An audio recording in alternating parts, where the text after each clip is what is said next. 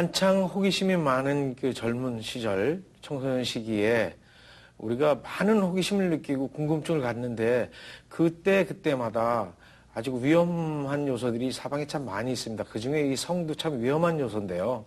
굉장히 중요하면서도 위험하죠. 그래서 이번에는 그 우리 청소년들이 요즘에 그 부닥치고 있는 굉장히 많은 정보, 성정보 중에서 많은 정보를 인터넷을 통해 많이 보고 있죠. 예, 음란물을 통해서 그걸 호기심으로 뭐 굉장히 밤늦게까지 그걸 통해서 뭐 자유행위를 많이 하는 그런 네. 상담이 굉장히 많이 오는데 어떤 고등학교 2학년짜리는 하루 뭐 음란 사이트에 들어가서 자위를 6번씩 했대요. 그러면서 6번씩 자위를 했는데 선생님 이거 어떻게 하면 좋겠냐 이러면서 상담을 오면 저는 어떻게 얘기를 해주냐면 6번을 하고 나서 저기 학교 가서 공부는 잘 되니 그렇게 일단 질문을 해보거든요. 근데 그거를 하면 또 공부가 잘 된다고 하는 애도 있더라고요. 그래서 자유행위의 횟수가 또 가장 많은 상담 사례 중에 하나더라고요. 자유행위를 뭐 횟수가 너무 많을 경우에 그 불안감, 죄책감 내지는 나중에 이거로 인해서 나는 이상하게 변하지 않을까 뭐 이런 상담이 의외로 많더라고요. 혹시 이런 건 없나요? 뭐 주로 이제 자유는 남학생들이 많이 한다고 그랬잖아요. 네. 어렸을 때는 그러면 내 그 페니스가 남들하고 비해서 크기가 어떤가? 나는 정상인가? 그런 거. 예, 그 자유행위 라든가 무슨 다음으로 그 예. 성기 확대 수술에 대한 질문도 굉장히 많이 오는데 예. 성기 콤플렉스죠, 그게. 아이들, 되게 남자들은. 어떻게 선생님, 저는 너무너무 작은데 내 친구들 건 너무너무 커요. 그래서 성기 확대 수술하는데 얼마 들어요? 저 성기 확대 수술하고 싶은데 보통 그게 이제 뭐 가능한가요? 이런 질문을 꽤 많이 하더라고요. 초등학생들이요. 그렇죠. 아니, 저 제일 많이 그런 질문 하는 건 중고등학교인 것 같고요. 초등학교 정도는 이제 처음으로 자위를 하는 경우가 6학년 정도 상담이 좀 오더라고요. 그럼요. 예. 지금 이제 성기 그 길이 크기 얘기를 하셨는데 사실 거의 모든 남자들이 그 대물 숭배 사상이랄까요? 그런 게 좀 있습니다. 이게 좀 컸으면 좋겠다. 예. 그게 아마 중고등학생도 그럴 텐데 그 동양인, 한국인의 그 평균 크기가 뭐 요즘 나오잖아요. 뭐 11cm니 12cm니 뭐 예, 12, 발기돼서 12 내지 13cm라고 그러고 예. 발기 전에는 그 반, 5 예. 내지 6, 뭐 이렇게 얘기를 하거든요. 아이들에게. 그래서 수업하면서 자기 건 화장실 가서 친구들 걸 보면 옆에서 보니까 굉장히 큰데 자기는 위에서 보니까 70%밖에 안 보이잖아요. 그래서 내 건 작고 친구들 건 크다. 그래서 이거 어떻게 하면 좋겠냐 그래요. 저도 쑥스러워요. 근데 사실은 그 성기 크기하고 여자들은 하등에 관련이 없는 부분이라고 그러잖아요. 여자들의 성감대는 그 성기 크기하고는 뭐 성기 주변 여자들의 그 3 내지 5cm 주변에 다 있다 그런다면 에이, 근데 성기하고는 전혀 상관이 없는 부분인데 저는 남자거든요. 예. 그런데 저는 못 믿겠어요. 그거. 왜냐면요. 아무래도 큰 게 좋지 않나요? 차도 큰 차가 좋던데. 물론 뭐 이왕이면 큰 게 좋겠죠. 그렇지만 저 박사님 어떻게 생각하세요? 이제 청소년기의 성기 크기에 대해서 자신감하고 관계가 있기 때문에 질문을 많이 해요. 특히 이제 엄마한테 그럴 때 지나치게 적은 애들이 진짜 있거든요. 그럴 경우 애들이 놀리기 전에 엄마가 먼저 해결해 줘야 돼요. 그러니까 해결해 줄 때 전문가한테 가서 이게 정상인지 비정상인지를 가르쳐 줌으로써 엄마가 병원에? 네. 일단 그거 참 좋은 방법이네요. 네, 정상이라고 얘기를 들으면 걔가 자신감을 갖는 거예요. 그래서 애들이 놀려도 우리 아빠가 키가 크듯이 나도 그것도 같이 크니까 걱정 안 해도 된다든가 아니면 작은 고추가 맵다든가 시청자 여러분, 이거 굉장히 좋은 얘기네요. 그죠? 이게 그 페니스가 큰지 작은지 고민을 할 때 어른들도 고민하는데요. 그때 엄마가 걔를 데리고 비뇨기과인가요? 피부과인가요? 네, 예, 하여튼 내과도 좋고 가서. 하여튼 의사 선생님한테 가서 얘가 정상인지 아닌지 봐주세요 했을 때 전문가가 얘다. 참 튼튼하게 잘생겼군요. 이렇게 얘기를 해주면 그걸로 고민도 없어지고 자신감을 갖겠네요. 네. 참 좋은 방법을 얘기해 근데 주시네요. 남자들의 심리는 그 성기 큰 거하고 네. 뭐 어떤 영향이 미친다고 보세요? 그걸 자신감으로 생각을 하나 보죠? 남자들은 크면 클수록 저는 이제 클수록 키가 좋아하는 거죠. 작거든요. 굉장히 자신감이 생기나요? 키 큰 사람이 부럽거든요. 아, 키 그렇겠네요. 크고 부럽고 힘센 사람이 부럽고 그 이제 파워 있는 슈퍼맨 같은 사람이 부럽고 또 이렇게 미스터 코리아처럼 근육 있는 사람이 부럽거든요.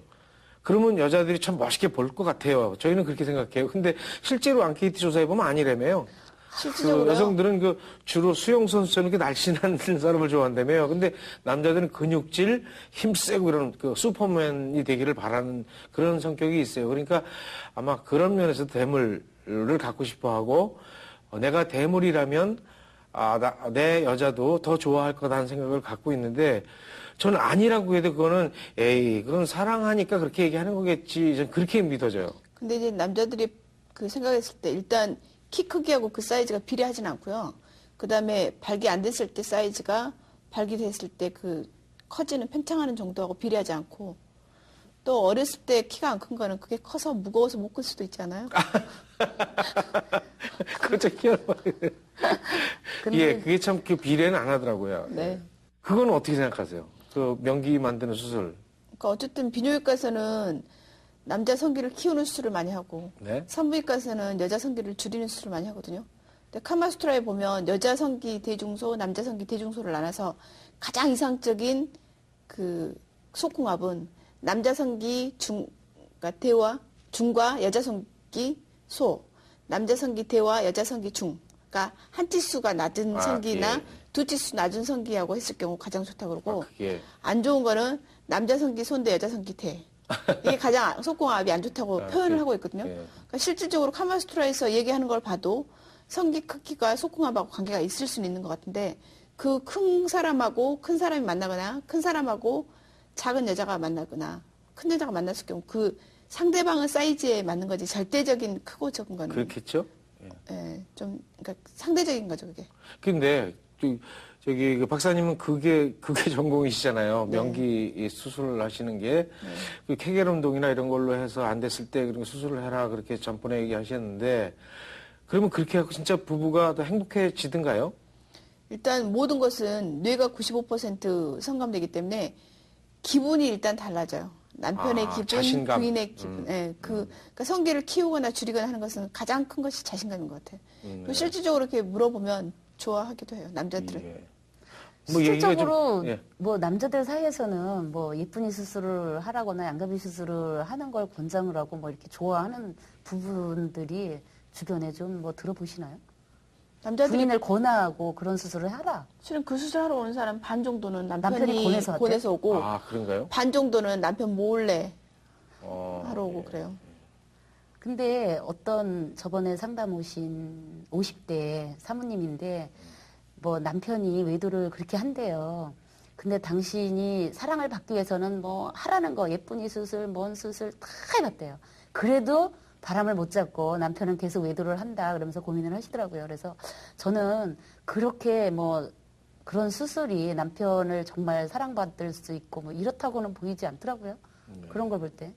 자, 이제 우리가 청소년들의 그 성 문제 얘기하다가 자유 문제 얘기하다가 어떻게 배가 점점 딴 데로 가고 어른들의 얘기까지 갔는데 그건 다음 이야기라고 다시 이제 청소년으로 들어와서 이제 청소년들 때에 어떤 그 성을 잘 모르고 상대가 없는 상태에서 자위를 한다거나 할 때 그냥 뭐 손으로만 한다거나 이럴 때 큰 문제가 없을만 한데 근데 어떤 기구를 사용한다거나 이게 잘못된 그렇게 하고 다치거나 위험을 한 상황에 겪을 수도 있거든요. 그렇죠. 그런 것에 대한 사례 좀 얘기해 주시고 그런 때 어떻게 우리가 대처를 해줘야 되고 어떻게 처리해야 되는지 그런 얘기를 좀 해보죠.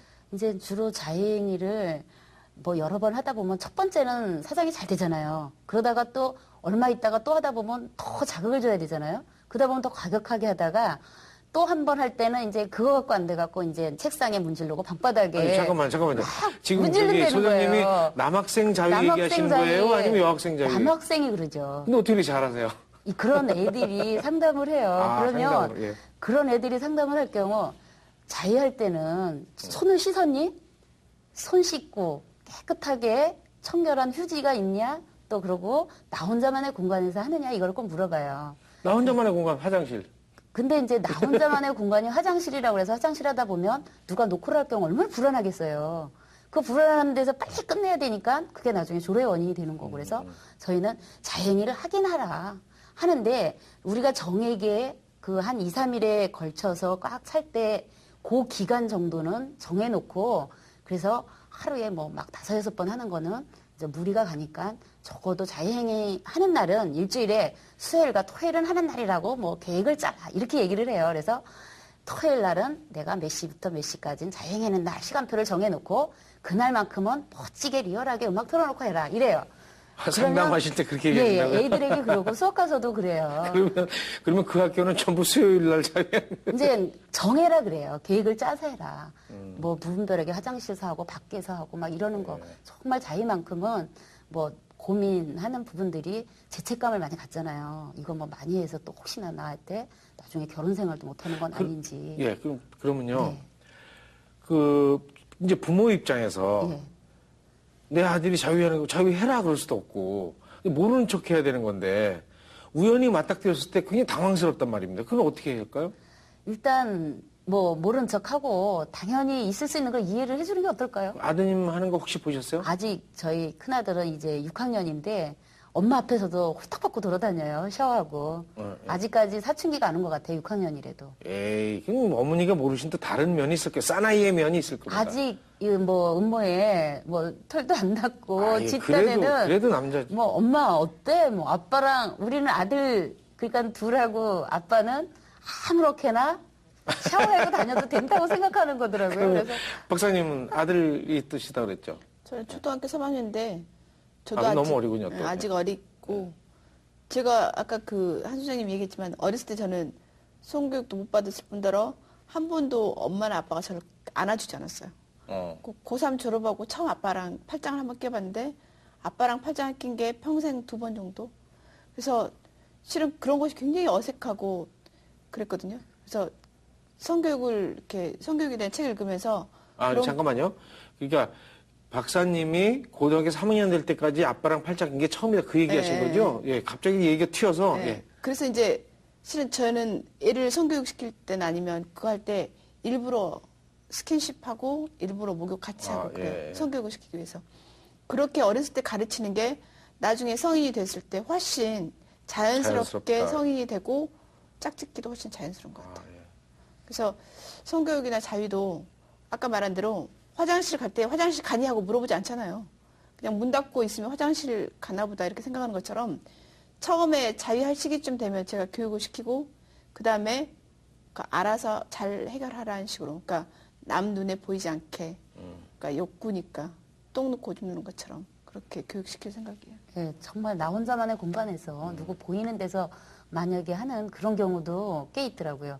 어느 여중 앞에 가면 그 뭐 저기 옷을 바바리맨? 벗어 바바리맨이라고 예, 그러죠. 아담 내지는 뭐 바바리맨이라고. 그런 사례도 꽤 많은데 어느 학교에 수업을 갔더니 여학생들이 선생님 우리 여기 창문 앞에 산이 있는데 거기 가면 아침만 되면 항상 벗고 여학생들에게 보여주는 남자가 있다는 거라서 너네들 구경 좋은 거해서 좋겠다 그랬더니 너무너무 변태 뭐 정신병자라고 막 이렇게 얘기를 해요. 근데 사실 그런 사람들이 정신적으로 볼 때 뭐 이상하거나 그런 사람은 아니라고 그래요. 근데 이상한 어려서부터 그런 사람들은 성에 이제 집착증 환자, 노출증. 어려서부터 예. 요즘 이렇게 화장실을 남자들은 자연스럽게 아무나 가서 소변을 보이게 하잖아요.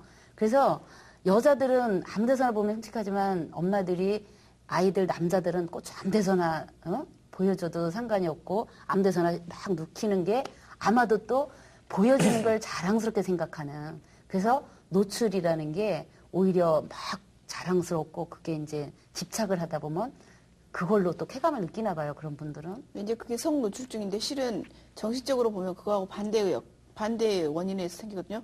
그러니까 어렸을 때 부모와 스킨십이 없고 성을 죄악시하고 그다음에 자기 것을 자랑스럽게 생각하지 않기 때문에 오히려 부모들한테 그걸 못하고 남들한테 과시하면서 그거를 즐기는 엉뚱하게 거예요. 분출되는군요. 분출한 거기 때문에 어렸을 때부터 스킨십 부족한 애들이 그렇게 된대요. 맞아요. 예, 정이 좀 많이 가고 이렇게 안아주고 하는 건 부모가 자식을 안아주고 그런 건 참 필요한 것 같고. 그리고 성에 대해서도 부끄럽거나 죄악시하지 예. 말고 남한테 그거를 공중도덕상 그거 하면 안 된다고 가르쳐야지 그걸 안 가르치기 때문에 오히려 노출증이 생긴다고 그래요. 그래서 그럼요. 소변 넣는 것도 중요한 것 같아요. 엄마들이. 그러면요. 이번에 이제 잠깐 쉬었다가요. 예. 이제 우리가 왜 부부 생활 하다 보면 자녀들한테 들킬 때가 또 있죠. 자, 그때 난감하거든요. 그때에 대해서 좀 얘기 좀 한번 해보죠. 잠깐 쉬었다가 다시 하겠습니다.